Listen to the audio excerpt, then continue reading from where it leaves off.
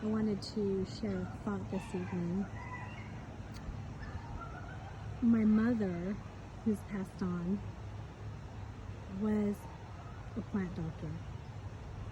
Not by trade, but by intuition. She was just naturally talented and good with plants. So much so that her yard was always the envy of the neighborhood, no matter where we lived, and we moved a lot. And we didn't have a lot of money, so she brought home a lot of discards and dead plants and nursed them back to health. And I was thinking how these plants would be, she would bring home plants that looked, people were ready to trash them. They weren't even going to bother with them.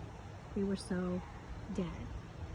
And within a couple months, that plant was beautiful and healthy and thriving.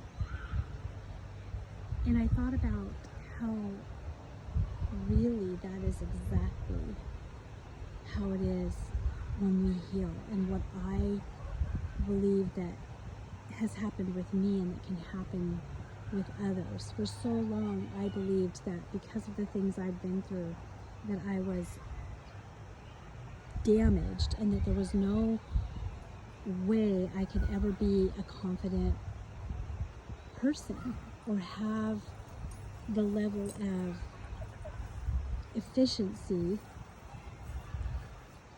that I saw in so many of my peers on so many levels. But we can. And one of the things that it starts with is the soil. So the first thing my mom would do when she brought a dead plant home is she would repot it. And she would always point things out, like sometimes she'd pull it out and there would be tons of roots, and she'd say how it was root bound, how there was no room for the plant to grow. And the roots would just be in knots, and it needed a bigger pot. But she also always researched the type of soil that particular plant thrived in. And she gave it the exact nutrients. And then it was a daily caring for the plant, a cutting away of the old. She would spray it on a daily basis with water. And she would make sure it had the right amount of light, because some plants thrive in direct sunlight, but other plants will die in direct sunlight, and vice versa. And it's like that with people. When we start when we start with our soil, right, we get down to our roots and we start untangling our roots, because usually if there's a dying inside, it's because we have been so boxed in, or the container that we're living in, the limits that we feel our life has on us is so tight, and we're so boxed in that our roots can't go anywhere.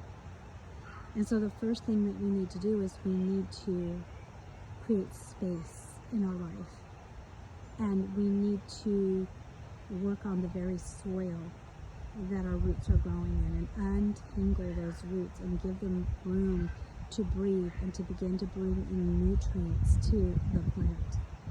And then we need to continue to add those nutrients and to cut away the dead, the things that are dead in our life, and start to pay attention to how much sunshine and how much shadow that we particularly thrive in.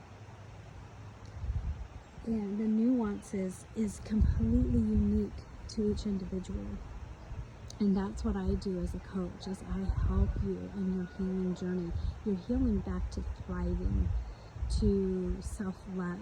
I help you and I support you in that journey to really begin to understand the very nuances of what types of situations and what types of soil that you are going to thrive in, and how to create space in your life and untangle yourself from beliefs and limitations, to pull down the old limits and to put yourself in a more spacious place where you can begin to open up and to thrive and to become the most beautiful expression of you that you can become.